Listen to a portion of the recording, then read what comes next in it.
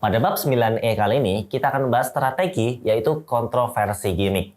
Nah, ini memang namanya juga kontroversi ya. Jadi ini sesuatu yang mungkin tidak bisa dilakukan secara sembarangan ya. Jadi apalagi mungkin pengennya gimmick belaka, tapi kalau terlalu kebablasan ini akan ya tentunya berbahaya. Tapi mungkin kita coba start dari definisinya dulu ya. Ada beberapa brand yang biasanya menggunakan kontroversi, ya kontroversi itu hal yang kontra, yang mungkin di luar atau bertentangan dari norma masyarakat, atau hal yang berbeda yang mungkin menimbulkan ya pembicaraan di publik. Meskipun itu mungkin sebagai gimmick saja gitu ya. Di satu sisi sepertinya ada beberapa orang yang moralnya kurang sesuai ya dengan strategi ini. Tapi secara nyata ya ada beberapa yang berhasil menarik perhatian.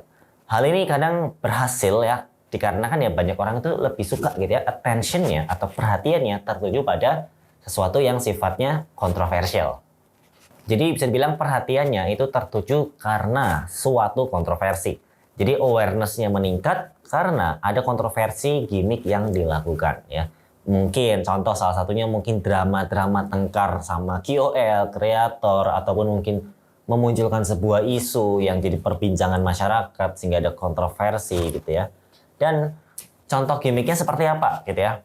Contoh pura-pura kecelakaan gitu ya. Ataupun mungkin gimmick menggerebek kos ya atau kamar hotel. Ataupun gimmick tengkar beda pendapat gitu ya. Seperti juga tadi gimmick mungkin drama tengkar dengan KOL ya. Ataupun macam-macamnya.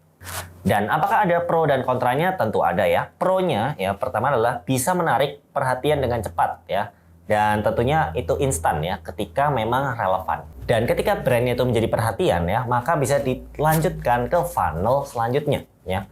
Jadi mulai dari awareness langsung dioper ke consideration, kemudian conversion, dan juga mungkin beberapa kasus itu bisa memiliki budget yang lebih murah gitu ya. Karena ya kita lebih ke memainkan kontroversinya saja. Dan yang terakhir adalah melibatkan emosi, mungkin marah, sedih, ya senang, euforia, dan lain-lain.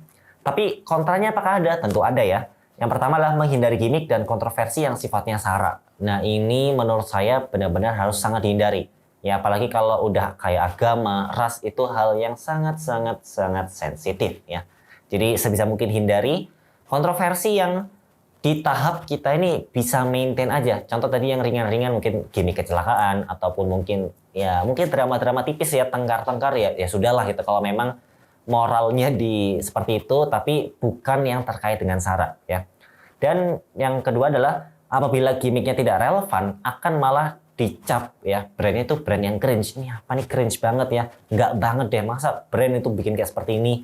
Apalagi kalau brandnya itu punya suatu persepsi ya yang memang elegan gitu ya, bagus gitu ya, high level ya, high class. Tapi bikinnya adalah kontroversi gimmick, tentu itu nggak cocok ya. Jadi pastikan ya kontroversi gimmick yang akan mungkin teman-teman jadikan strategi itu perlu melihat konteksnya terlebih dahulu.